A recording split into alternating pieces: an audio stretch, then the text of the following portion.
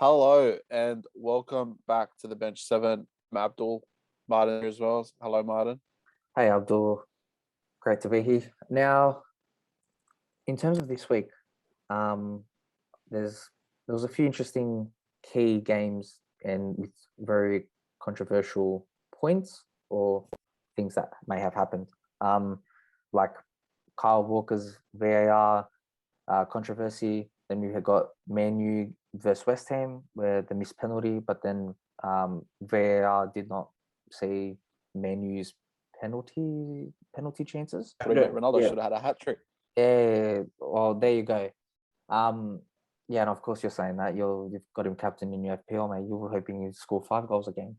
Anyways, I think it's in terms of this week, some games were pretty standard, but we had a few surprising results, like Brighton beating Leicester. But then this week, where I want to dissect and start from is Leeds versus Newcastle. It ended 1-1. Disappointing start for Leeds. It just continues on. To an extent, they've kept at the same level of play they usually play, but I think they're being found out more often now. I think that if you realize they just play the same style of football against everyone and hope for the best, and even the smaller teams, I would say smaller, the lesser teams than Leeds are starting to figure that out and finding ways around it. So like they're starting to get caught out. Yeah. It's similar to what I said last week about Leicester. I think they need a plan B ASAP, or else people are gonna they'll drop quicker than you think, and like possibly relegation. Yeah. I hope not for Leeds, but you'll probably see a lot more squatting from Marcelo Bielsa. So that's true. Sorry, stress squatting as I call it. So yeah. Might have even pulled out a cigarette knowing Marcelo Bielsa.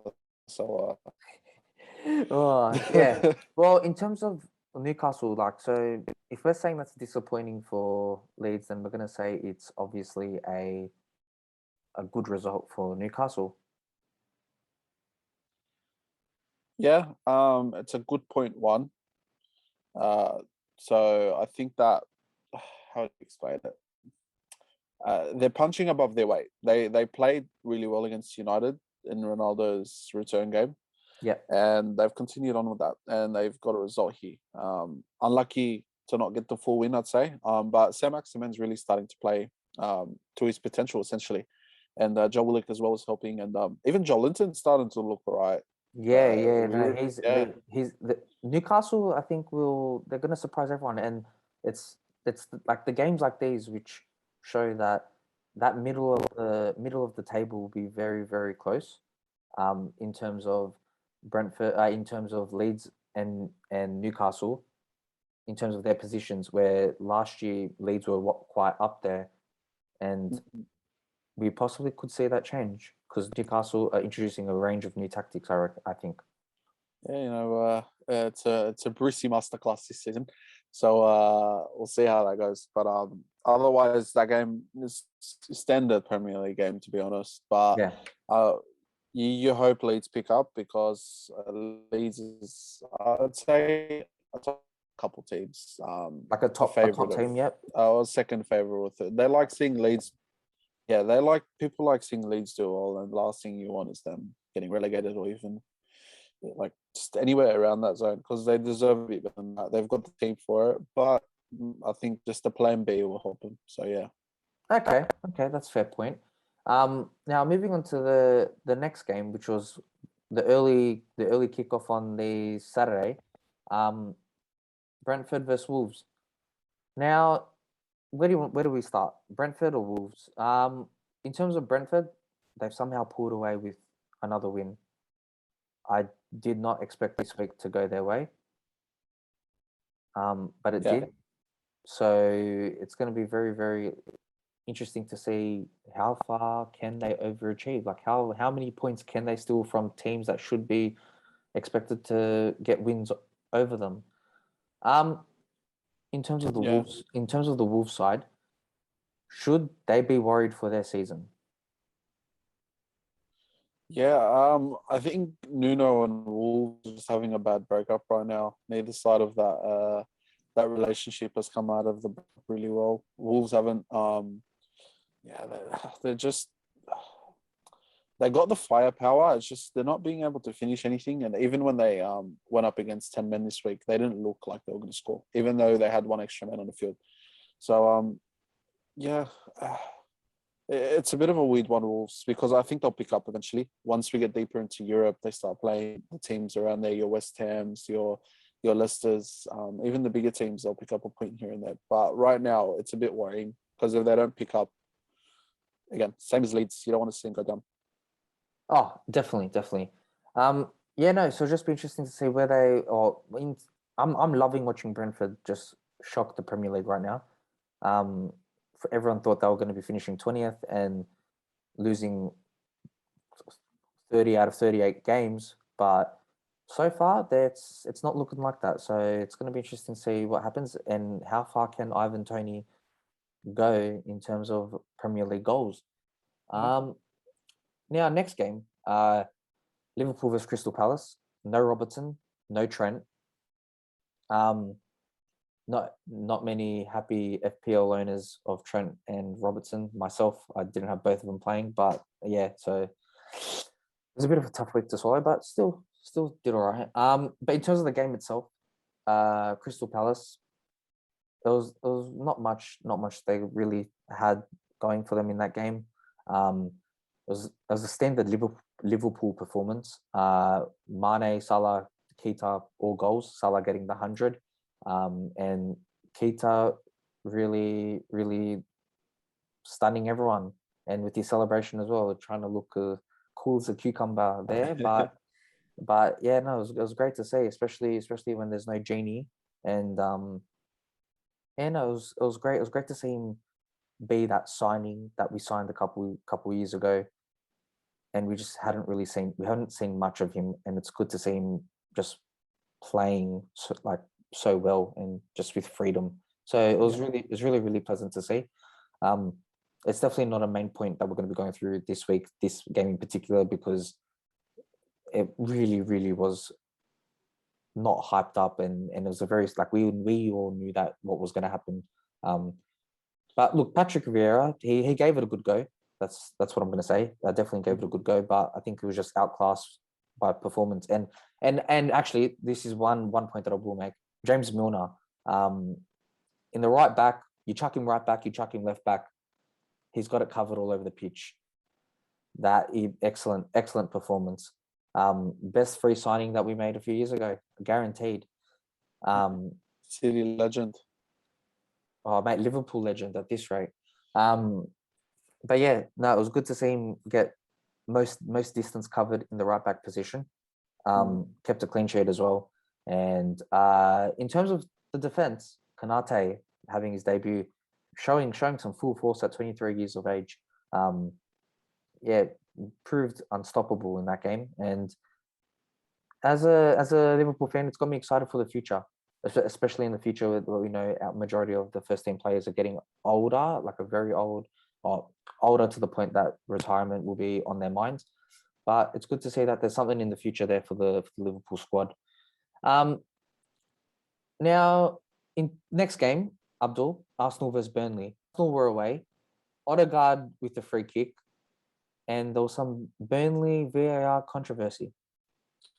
So Mikel actually surprised me. He played our strongest team available. And in the right system as well. He tried to start with his standard 4-2-3-1, but quickly realized that to win this game, you needed to get on the front foot, switch to a 4-3-3. I think his players that he signed looked really well. Tomiyasu looked really strong. Ramsdale at the back. Like, I'll be honest with you, watching Ramsdale and goal, I feel a sense of safety knowing that he's behind our defense. His quick release on the ball, he knows he's always in a good position. In regards to the VAR issue, he clearly got the ball. He was coming out for a tackle, timed it really well. You know how they are in the Premier League, like to flop around in the penalty box sometimes, and made it look like he was falling on the floor. Ultimately, the right decision was made, and we ended up winning the game 1-0. I think that Mikel is starting. If you can't see he's playing right now, you have an agenda. I can see it now with the last 2 games that he's played. He's got a lot of his players back, the players that he's signed as well, and I'm starting to see a much more better system. The passing at the back's a lot more fluid. We're getting forward, getting through teams a lot better, and with time, everything will click. Right now, our front three doesn't look firing, but I think once everyone gets used to playing together in that 4-3-3 system, it'll look a lot better. But otherwise, good performance, good defensive performance. I must say, Gabriel, man, I've forgotten how good he looks. Like that. Also, Sorry, not how good he looks. Yeah. How good he plays. He just bossed it, and we know Burnley. They literally will brawl you on the field. They're that type of team, and he dealt with it physically well in the air, passing the ball.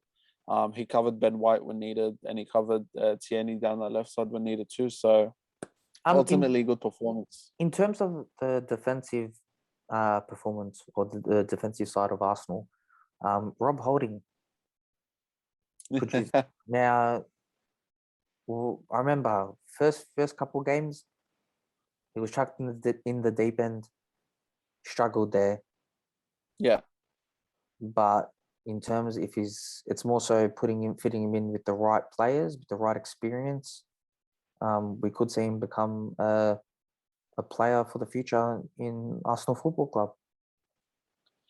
Yeah, look, no disrespect to Rob. I think he's a good squad player. I think that I've watched him over the years. His best performances have come when he's just been brought into the team. There's nothing wrong with being that type of player, especially at a club the size of Arsenal. But yeah, with the right training, he'll come good. I think that he's a good player. Don't get me wrong, but consistency is the key with him, and also having a strong partner with him, a strong centre back partner. So maybe when Ben White needs a break, he comes in for Ben White, can perform, shows us that he can perform. So when we eventually do get back to Europe, we play in 4 competitions. He has more minutes then. So would you say that he don't expect too many minutes from him because Arsenal aren't playing in Europe per se? Well, we play Wimbledon at 5 o'clock in the morning, so you can expect him to play there, and play in those type of games, but not in the Premier League. We can't afford to play our, I wouldn't say weaker players, but if you can play your strongest team, you play your strongest team. Okay, so it's going to be interesting because obviously he was sort of chucked in a sink or swim situation at the start of the season. So it was just a reason that I wanted to bring up because their fans were very critical of him at the start. And go on. I think it's the people around him. I'll notice something about Rob Holding. Rob Holding, I think, is always the stronger of. If it's not Gabriel or Ben White, he's the third strongest centre back outside of Saliba that we've got. So it was more so Pablo Mari for me. He was the problem in round 1. You bring in Chambers against Man City, he was just as shambolic as Mari was against Brentford. So again, he'll get minutes eventually. But right now, no. I don't think he comes in. He doesn't, as shaky as Ben White looked on the ball against Burnley. I think that Rob Holding doesn't do it. Look, good player. He's like, I don't know how else to put it, but he's a good squad player. That's all it is, and there's nothing wrong with that. Okay, yeah, no, that's fair because it was just more so because the Premier League can get very condensed in terms of fixtures. So I don't know, Liverpool copped it last season. We were struggling for first team defenders. So I think it's more so you can't just rely on 2 centre backs for a whole season. That's the point I'm sort of trying to bring across.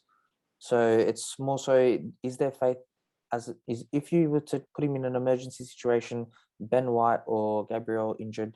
He'd be the one to come in next right now. But I think it's a different situation.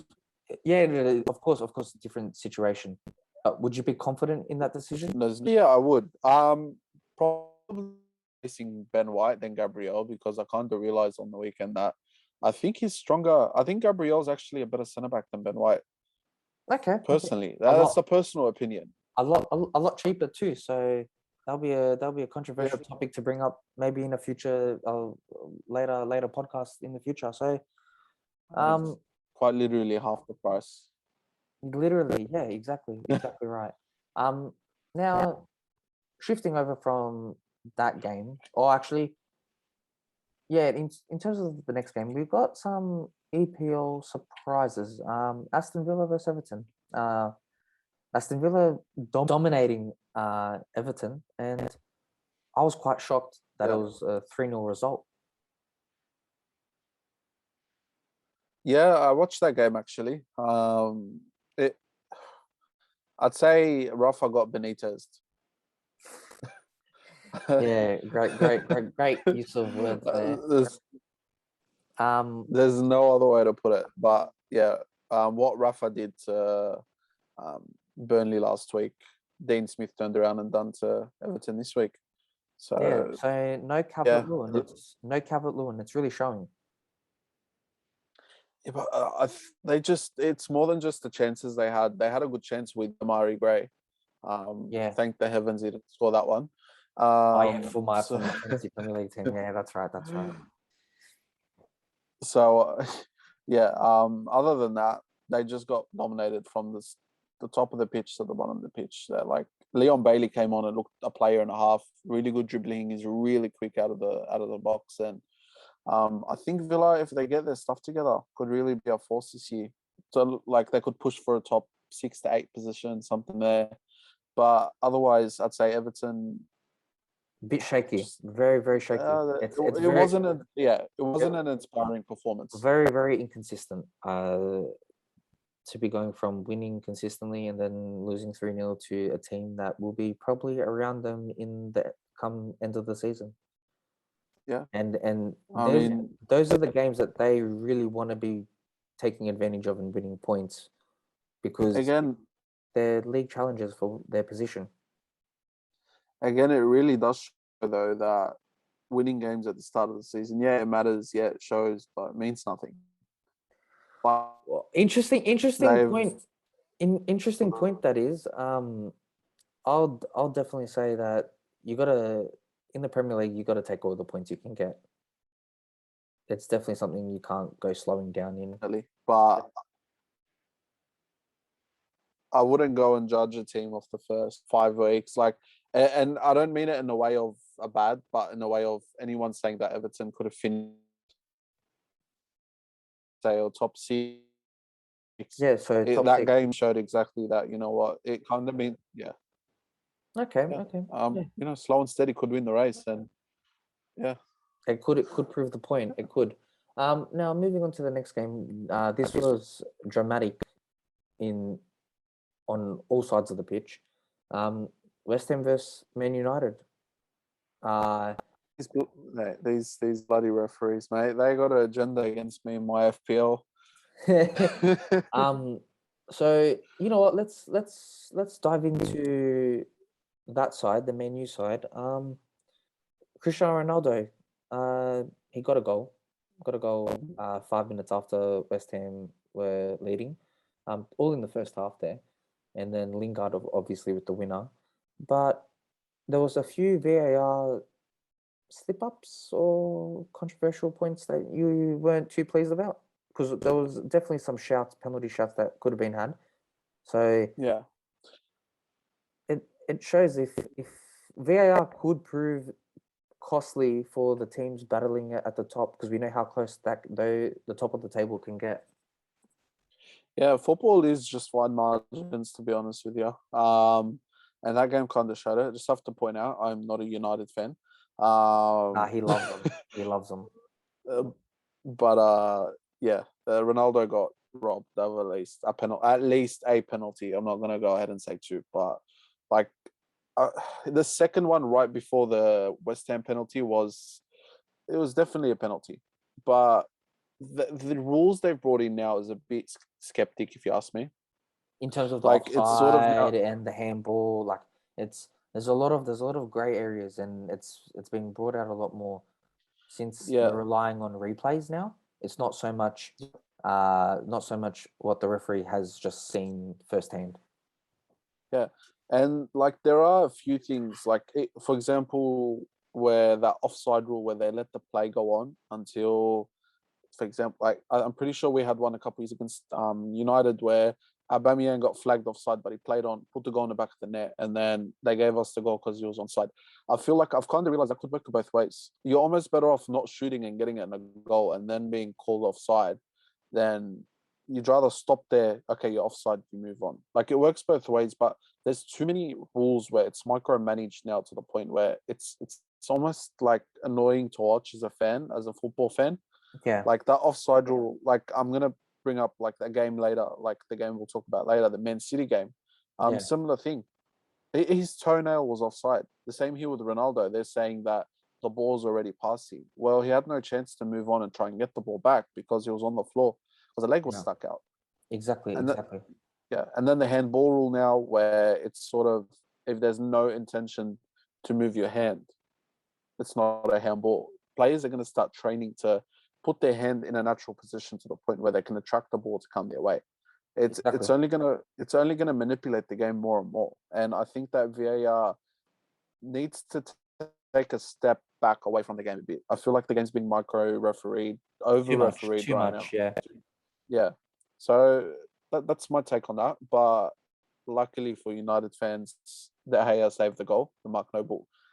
They shouldn't have brought Mark. That's another issue. Mark That Noble was brought on. late substitution. That was, I think that's one of the that was the main key point of the game. Substitution comes on, takes a penalty, and was saved. I guess David Moyes wasn't watching England at the Euros, was he? Oh, look, yeah, compared to Gareth Southgate's, I wouldn't say blunder because it's a risk you take either way, and you know what? It's in my or to me, it's a risk that you just take on the chin and move on. Yeah, Like but if you have a penalty, or well, in the club of West Ham United, if they needed a goal from a penalty, who would they look at? And Antonio wasn't there, suspended. So I Declan think Rice. De- Declan De- Rice was on the field. Their Declan Rice, captain. but unless we don't really know what's happening behind the closed doors at West Ham United. Um, the thing is, he might not be confident in the last minute winner where Mark Noble's so much experience, and it's just one of those things. A penalty is always a hit and miss, and I think this time it just didn't go for him. Unlucky that it came right at the end where and Lingard scoring against them. Obviously not celebrating. That was a massive uh, big up of respect Yeah. to him there. But I don't. I think it's. I think the media in England has definitely brought it up over exaggerated Mark Noble's penalty, but Look, it is what it I is. must say though that when it's 95 minutes in and the 11 players on the field, or I'd say 8 of the 11 or 9 of the 11 that have been on there for 95 minutes, know the feeling of the game. Whoever's been playing up, like Declan Rice got up into the penalty box quite a bit that game, and Yeah, he'd obviously know what David De Gea was like. So I feel like if you had given it to Declan Rice, at the end of the day, he's the West Ham captain. It's a bit of a slap in the face to Declan at the end of the day, for me as well. The same way with Gareth, where it was a slap in the face to players like Raheem Sterling and um, Jack Grealish as well, who didn't get to take a penalty. So, like as much as I love Bukayo Saka, you get your senior players on the field to take it rather than players sitting on the bench for the rest of the game or players that are much younger. So I feel like Mark Noble, as old as he is and as experienced as he is, yeah. the penalty for the game. Haven't had any of that. So, but good on United. Good on David De Gea. Still cut that Ronaldo could have 2 more goals, but we move on, I guess. Yeah, that's it. Well, yeah, he's sort of David De Gea is really getting his form back in spot what it Yeah. was to a couple of years ago. Now imagine yourself being Pep Guardiola telling the fans now, come to the game, come to the game. It's a sellout at Etihad. It'll be good. More than you believe. More than you believe. Yeah, so he gets a sold out stadium, draws 0-0. Yeah. City fans would be fuming. Yeah. there's a few more with City. I feel like I don't know, they're in their own little bubble. Like every team's vying. They've won it so many times, right? Their focus is probably solely on the Champions League. So I don't know. They should. I think if they had the striker, they take their chances and they go on to win. But they got hard done by. And from what I've seen, Man City really get hard done by VAR for some reason. It's like they don't like Manchester City or something. Oh, look, I'll take it. Southampton pretty much stole 2 points away from them, and it's going to prove costly at the end of the season, and especially how things are looking. Chelsea and Liverpool identical records. It's going to come down to the wire. I have that feeling, especially the two teams playing each other, and then Chelsea versus Man City next week. But in saying that, there's another thing in terms of VAR and all that. Kyle Walker, that was a big question mark. Like that was a big call to send him off, and then to go back on your decision. Wouldn't that play a massive part in the referee's mind for future games to really doubt their own decisions? You know what it is though? It kind of, when they get it right and they overturn something, like good on them, they've done the right thing, but it shouldn't get to that point. And what kills me is when they go with their gut feeling, it's always wrong. So yeah, exactly. It makes no sense. And at the same time, like I said before, I'm like, it's ruining the game. I think we had a good chance. We had a good like a good luck, you could call it, with VAR this week. But I've lost it. Like I could tell you as a fan, it's annoying. We might as well play without it because it's ruining the game. Oh, definitely. And I think personally, my personal decision, going back to the years before VAR and all that drama with, games where there was big calls, like at the World Cup, Frank Lampard banging it, hitting the crossbar, bouncing in and bouncing out. Like that made the game so much more exciting. Yeah. Like now I just feel like that. Yeah, VAR, there's a good intention behind it, but then, like you said before, when it's micromanaged, it's just taking the fun out of the game, and it's frustrating. It's frustrating being a supporter, and then like you want to be so drawn emotionally to the game, and it's just changed because then you're like, oh well, you know what? Who knows? Salah scored, but his hair was offside, so that's not going to be a goal. It's frustrating. It's frustrating. Or if in Zlatan Ibrahimovic's case, his nose, but it's frustrating, especially being a fan of just football in general and watching all the big teams play, all the players that are, $1 million signings, the millions of hundreds of millions of wages going in, and it's just ruining the game in my opinion. Yeah, I mean, and as you said in Zlatan's case, I'd hate to be Mikel Antonio then. So yeah, that's right. Yeah, for those that do not know, that is a TikTok reference. We will not repeat that at all. But if you know, you know. So, anyways, Mikel Antonio, I'm joking. no, yeah. So, if you know, you know. But also with Man City, hard done by. Should they have gotten a striker? Did they think was it very? Do they need one? And in January, on January 1st, will they get one? I respect the decision. Pep knew what he wanted, and Pep didn't get what he wanted, but he's not gonna go and make a panic buy. That's not Man City. Man City don't go out and rationally buy people. Yeah. So I think that if Tottenham keep playing the way they're playing, Harry Kane will leave. That's as simple as that, and Man City will snap him up.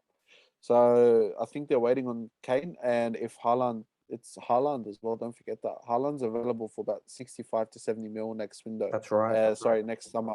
A lot younger they're as playing well. the snow game.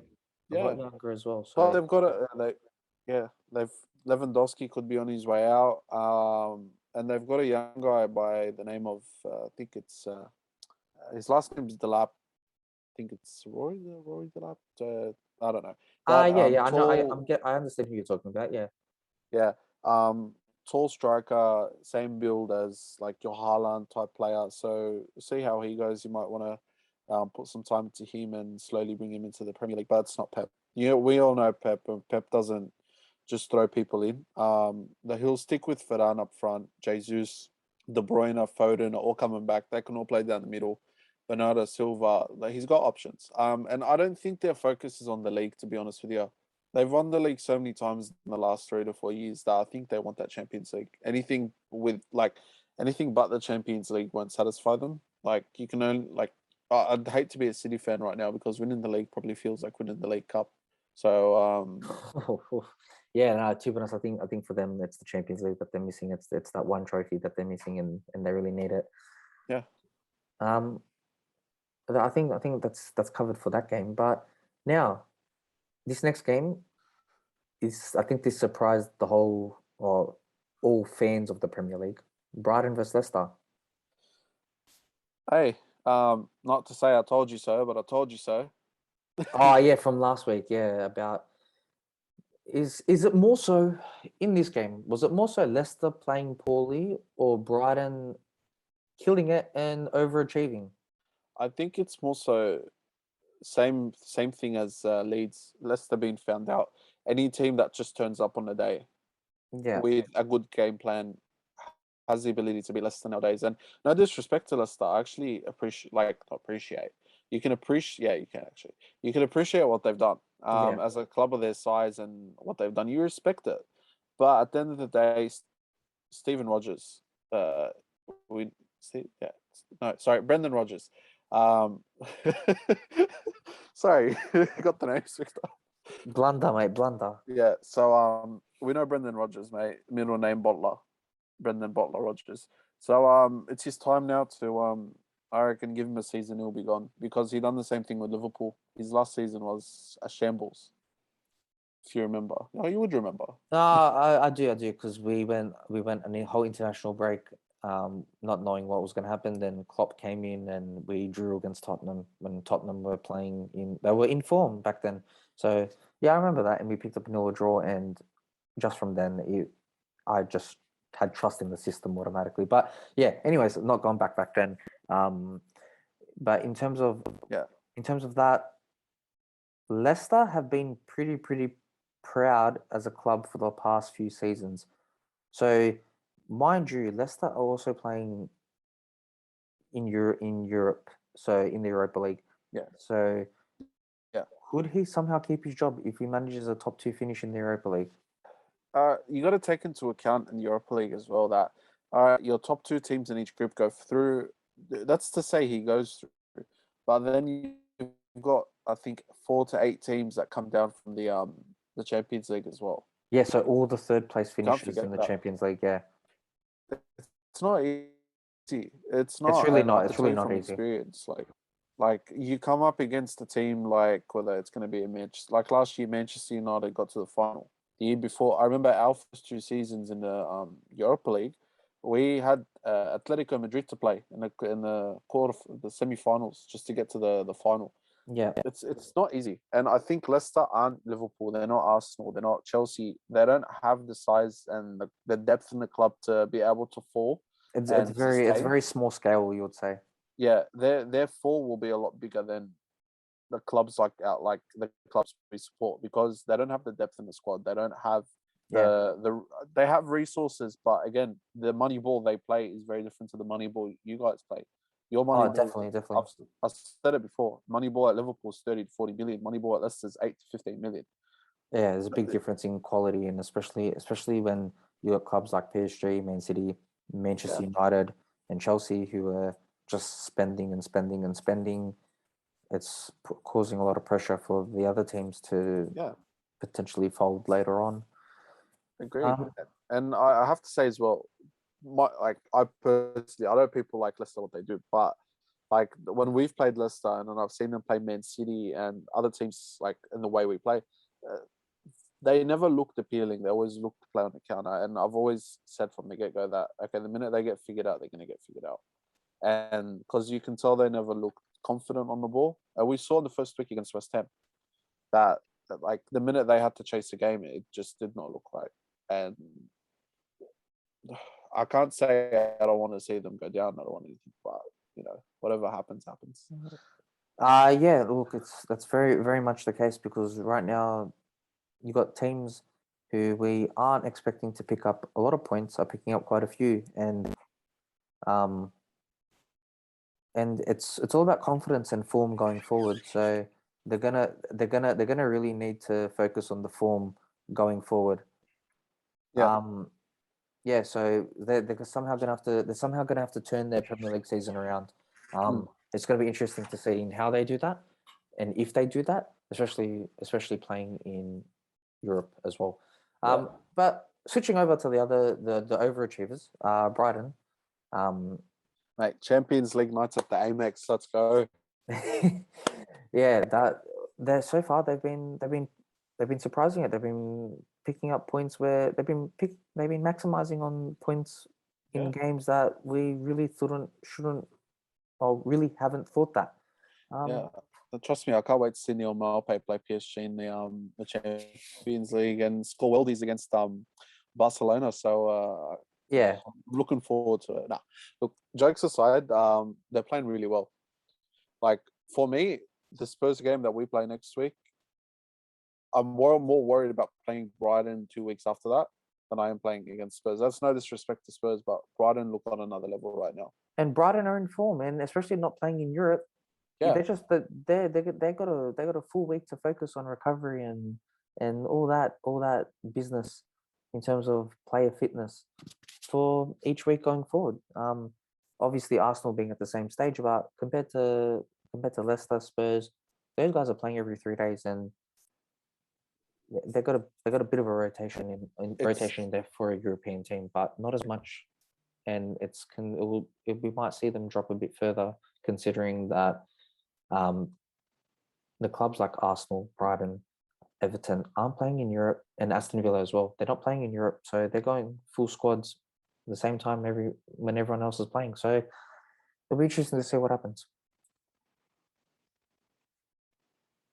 Yeah, you know what? Like teams like Spurs and Leicester and even West Ham, they got to be worried a little bit because the teams that aren't in Europe outside of maybe Everton, who's just dropped off this last game, have been picking up form. Arsenal didn't start well, but they've picked up the last 2 games and it's looking promising.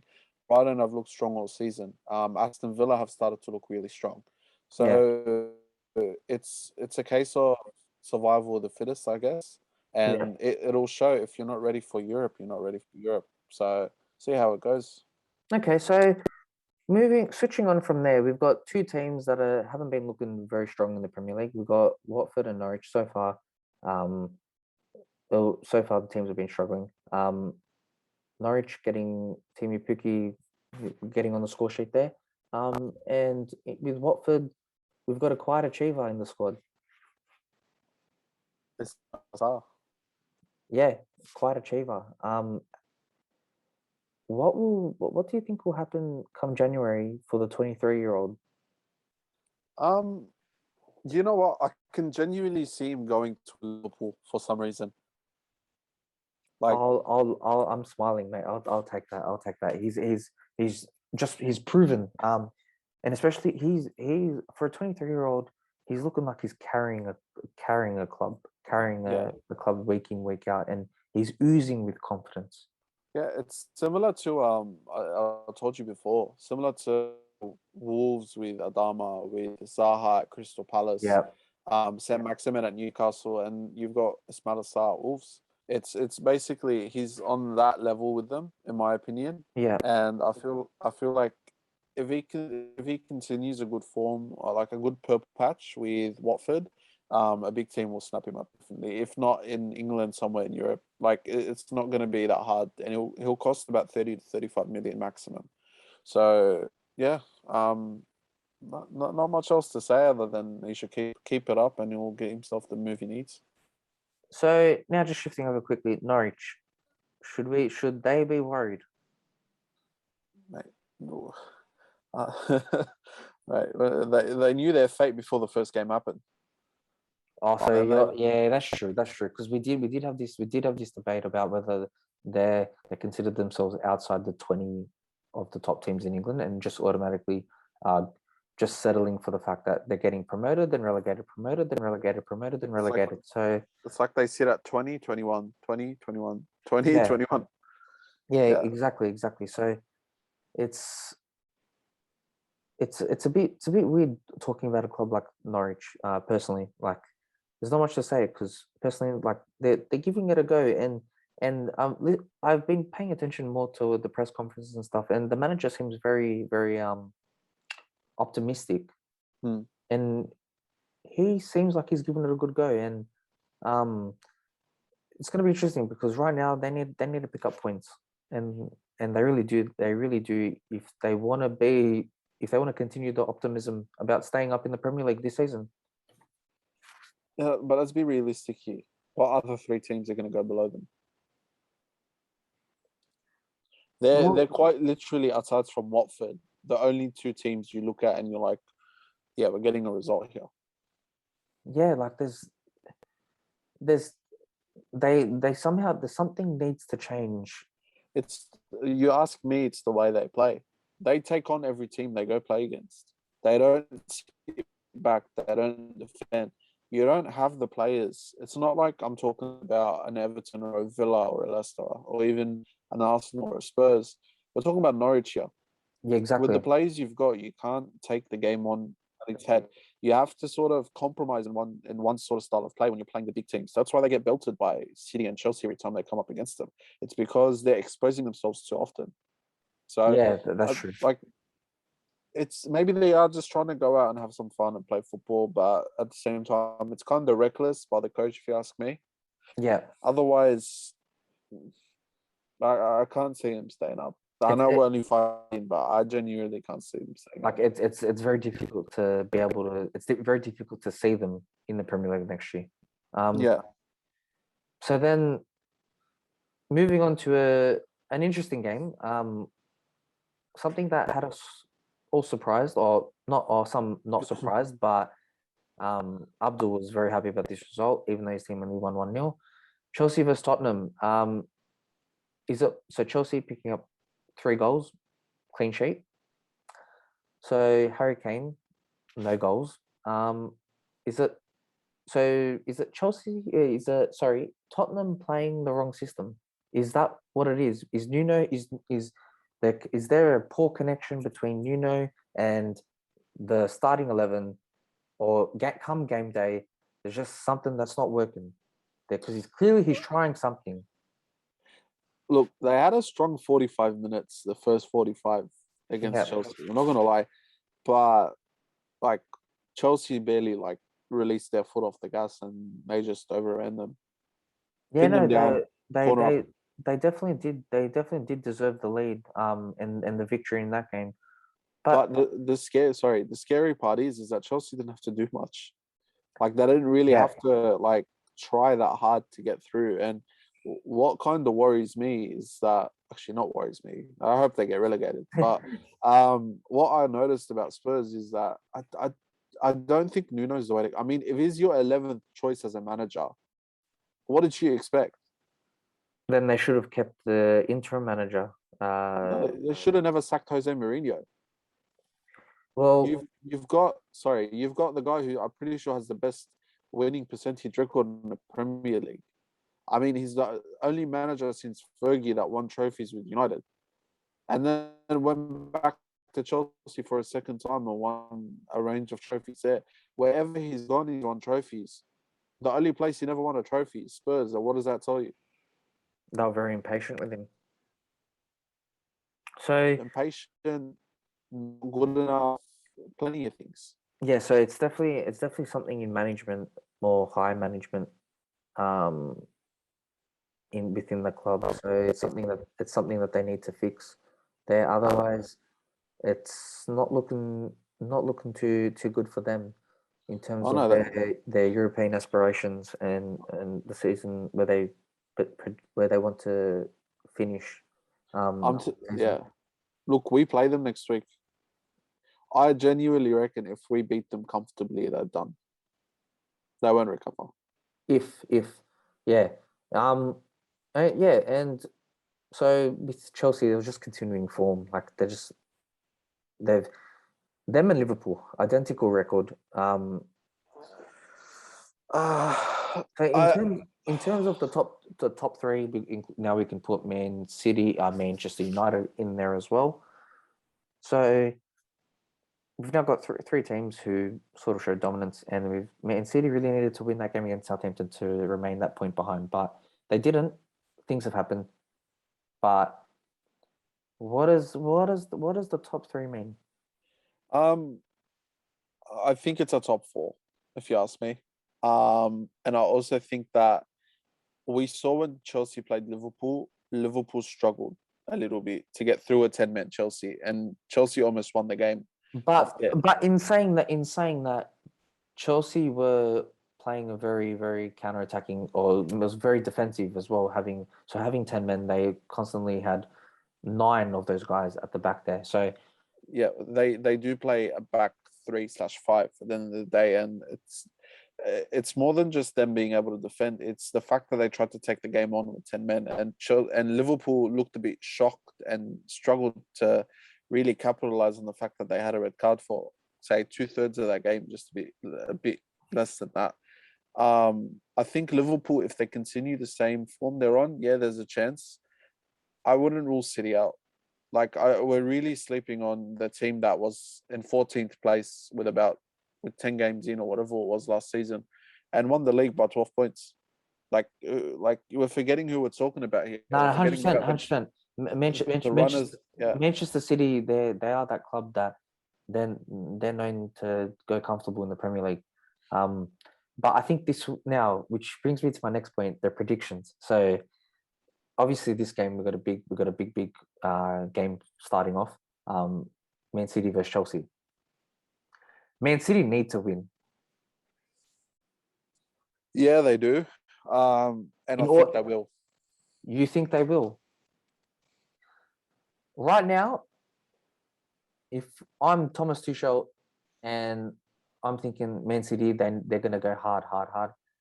Just sort of, if they could sort of play the 90 minutes of how they did in the second half against Liverpool, then I'd be happy with a draw there. Or because the thing is, it's more so like this isn't a game that you shouldn't be worrying about the rest of the league. This is a game where you're worrying about Man City and how they're going to try and go for the victory. Because right now, we know that 1 point can even be a difference in the Premier League. Yeah. So Man City, I think, will come out guns blazing, but I think Thomas Tuchel, he's got everyone's number. I genuinely do think that, and I think he might surprise everyone, and I think Chelsea might come away with a win, but they might. But the bigger part of me is saying a draw. Yeah. Look, I don't want it to be a draw because I just hate when we have big Premier League games and they end up like finishing 1-1 or 2-2. It's just, it's not exciting. You like seeing one team come out on top, and we can come out talking about a team looking strong. Yeah, definitely. But I genuinely think that City have it. I think that people are sleeping on them, and people like they are going under the radar at the moment. Like they were unlucky to lose against Spurs, who beat them on the counter in week 1. They won 5-0 and 5-0 after that, and then went on to, I think they won last week, was it? Yeah. Yeah. And then this week they drew with Southampton, and it's not like they had a bad performance. They got unlucky with VAR. So if they really had their way with Spurs and went on and had VAR go their right way, we'd be talking about the team on top of the table right now, who's undefeated. Oh, definitely. And then went and scored 6 goals in the Champions League midweek. So I personally think that you're sleeping on, not you, but people are sleeping on a giant right now. They go out and beat Chelsea. I'm not going to be surprised, personally, because I know what City are like. And I know how strong what they're capable of. I just think that they'll be exposing themselves a little more this game. And I'm going to make a point here with City. I think they can make more, like they can, like I don't know, they can make damage to a team more with their foot off the gas more than Chelsea. Chelsea can counter you. City don't need to do much to just pass through you. They've got such a slick system under Pep that it doesn't take much. It just takes one player out of position and they're through. So Yeah. you're more likely to be City and face a bus, like Yeah. 11 players behind the ball, than you are Chelsea. Chelsea will try to counter you whoever you are. So That's right. That's right. I'm gonna go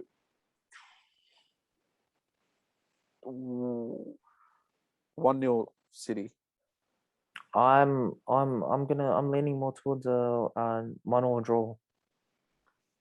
Yeah.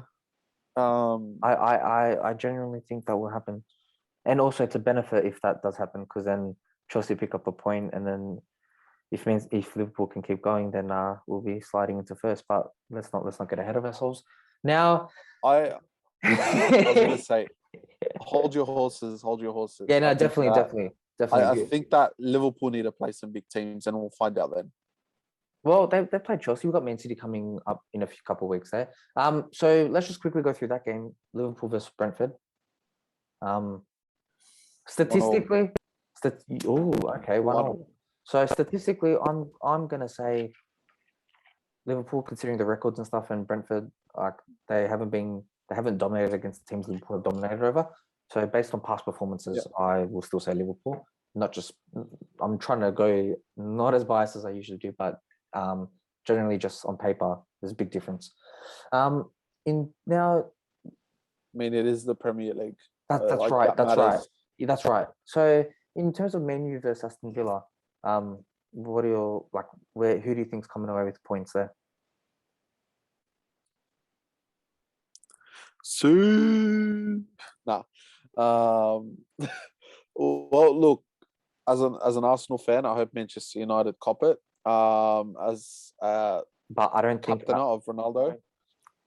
Yeah, I don't think that's happening. But I think Ronaldo will just continue. Or yeah, in terms of them, I think Man U will be picking up a win, and still going on their grind for the Premier League. Again, I think it's a similar situation to you guys. I think I think in a couple of weeks they start a run where they play every single top 6-7 team in a row. Yeah. I think they play City, Chelsea, Liverpool, Spurs, Arsenal, and Leicester all within the space of 2 months. So that'll be the test for United.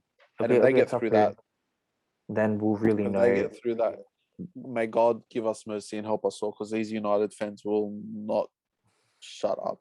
That's true. Yeah, I think Aston Villa, give it a go. Hope you prove me wrong, but I just don't think that'll be happening. Now with Everton versus Norwich, let's just spread roll. I'm going to say Everton. As much as I don't want to, I want to see Norwich pick up points, but I genuinely do not think that will happen. 3-2 Everton. 3-2. Okay, I was thinking more towards a 2-1. 2-1, one goal difference really. Now Leeds versus West Ham. I can't see anything stopping West Ham. I think one game against Man U, and with that penalty blunder, they'll definitely try and bounce back from it in the best way possible. But Leeds do need to pick up points, so I would be expecting a West Ham win or a draw.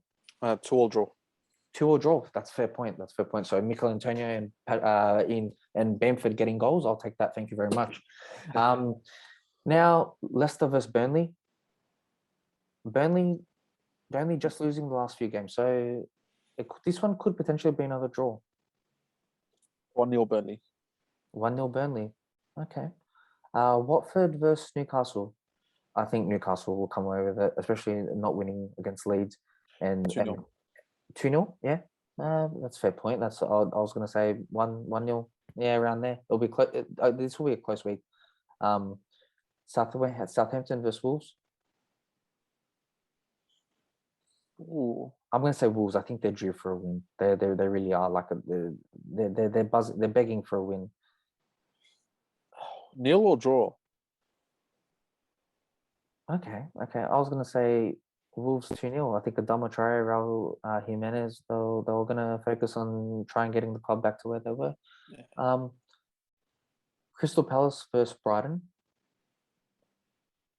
I'm gonna say Crystal Palace. I think Patrick Vieira he's not gonna like going down to Brighton, but he can take a Liverpool loss. But I think he's gonna really try and focus on getting a win here. But it will be a close game. I think it'll be like a draw seems reasonable, but realistically, I think Crystal Palace might edge it through. Zaha scoring a crucial goal. 1-0 1-0 Crystal Palace. and the big game, another big game, Arsenal versus Tottenham, and I'll say Arsenal. If Arsenal can get the win, it would be a great, interesting viewpoint for the rest of their season. And Tottenham, they need a win. Both teams need the win. So, I just think I think this one will be a 1-1 draw. It's gonna piss off a lot of North London fans. I just think it'll be a draw. 2-0 Arsenal. Okay. We haven't conceded a goal in 2 games. If we start with that back four and Ramsdale at the back, we're not conceding. Interesting. Okay, so that's pretty much our roundup and predictions. I don't have anything else to bring up. Did you want to talk about anything else? Nah, there's not much really. I think we've covered it all. All right then. So might have a special guest on next week, so keep in touch. Oh, definitely. Yeah, no, we'll definitely keep lips sealed there. So, enjoy, guys, and take care. Peace out.